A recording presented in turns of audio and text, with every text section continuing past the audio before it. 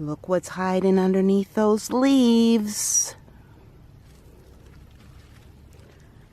A pumpkin.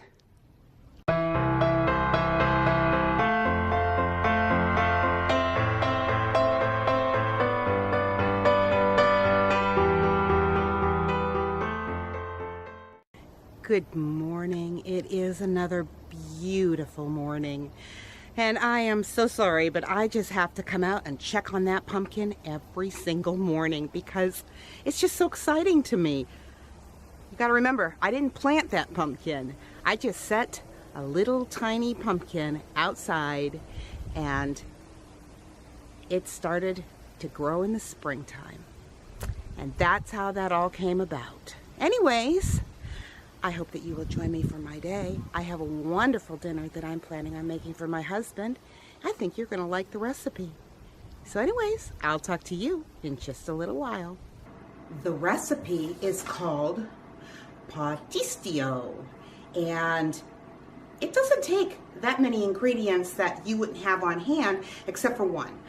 I don't know how many of you have ground lamb, but it's a pound of ground beef and a pound of ground lamb. So honestly, you could just use ground beef for all of it. I personally, the only reason I'm using ground lamb is because I have it. I don't really care for it, but my husband does. So anyways, let me show you what it's gonna go all in it. Does that make sense? Let me show you what's gonna go in it. For our pastitsio, we are going to need a pound of shell pasta, or the Patti type of pasta. I am using gluten-free, and that is to be cooked according to the package directions and strained, and then just put into a 9x13 pan. The other thing we're going to need is we're going to need the ground lamb, the ground beef, or just go ahead and use the ground beef. You're going to need a can of tomato sauce.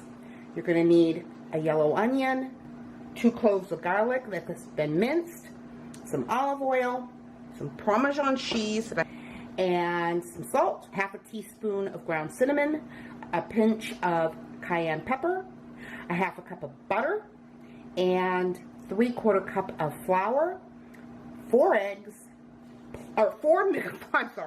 eggs, 4 cups of milk, and some black pepper. So, let's go ahead and get this started. First thing we need to do is we need to preheat our oven to 350 degrees. And now what we are going to do is we are going to put some of the olive oil into this pan, and we are going to cook our ground beef and our lamb. So we are told that we are to cook this meat until it is no longer pink. At this time, we are supposed to be adding 1 medium chopped onion, but unfortunately, I ran out of onion. So I am going to substitute onion powder. 1/4 teaspoon of onion powder equals 1 medium onion. Looks like I need to start restocking because some of my stuff is getting really low. But I'm going to go ahead and I'm going to brown this up, and then I will bring you back. Okay, so you see here that it's just about without any pink, and so now they're telling me that I need to add my garlic and cook for 2 more minutes. Okay, now that our 2 minutes is up, we're going to pour in our can of tomato sauce, and we are going to add our salt, our cayenne pepper, and our cinnamon now. And once this is all blended and somewhat heated through, we are just going to put it on top of our pasta, and then we're going to set that aside and start step 2. So I'll bring you back when we're ready for that one. So next what we're doing is we are heating our 1 stick of butter in melting it over the heat here. And what we're really doing is we're making a white sauce. So what I'm going to do now is I'm going to sprinkle in my 2/3 cup of flour and my salt that I just kind of like set on top of there. And we're just going to kind of make a paste. And now what we are going to do is we are going to whisk in our milk over a low heat. And this will be a gradual add of milk.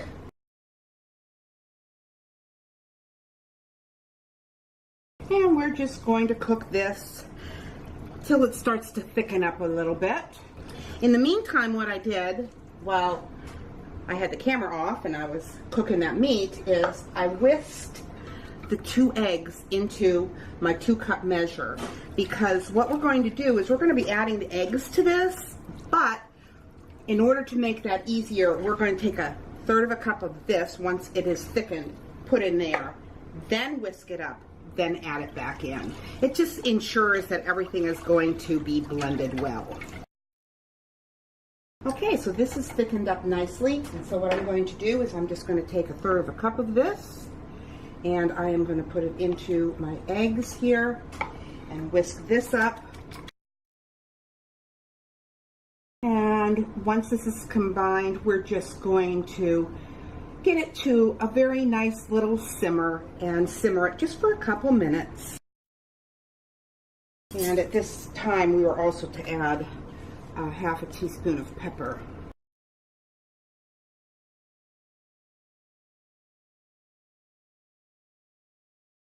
So I'm going to go ahead and I'm going to turn off the heat, and I'm going to take you over here to where our pasta and sauce is. So here we have our pasta, and then I added the ground beef and lamb with the tomato sauce mixture on top of that, and now we're going to place this white sauce on top of this.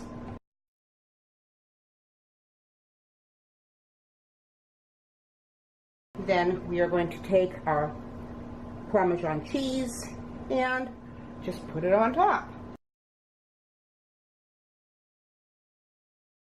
We're just going to bake this at 350, covered. I'm going to cover it with foil for 20 minutes, and then I'm going to take the foil off and bake for another 30 minutes or so. And I'll show you what it looks like when it's done.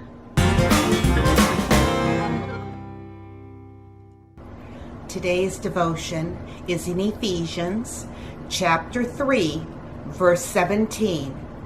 And I pray that Christ will be more and more at home in your hearts as you trust in Him. May your roots go down deep into the soil of God's marvelous love. Today we're kind of going to talk about being rooted and grounded.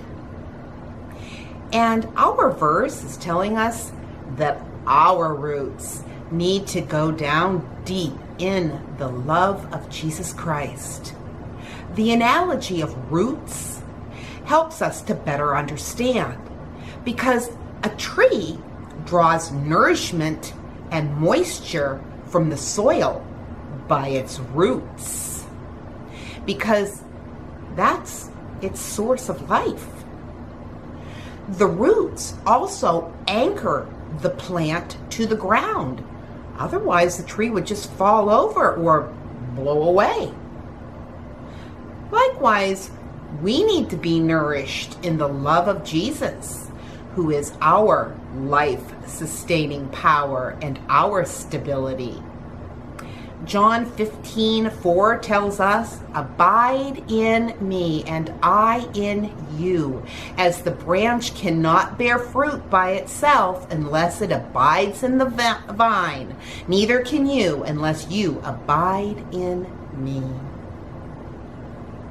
Yet, some 30 years later, Jesus wrote to the church of Ephesus in the book of Revelation, and Jesus said, "I have this against you.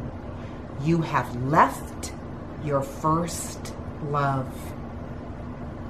The very thing that Paul was praying for them within a generation was gone. We must be very careful and guard ourselves, as Paul warned Timothy in 1 Timothy 6:20. He says, Timothy, guard what God has entrusted to you. Avoid godless, foolish discussions with those who oppose you with their so-called knowledge. They say to be forewarned is to be forearmed. But this is only true if we are willing to heed the warning.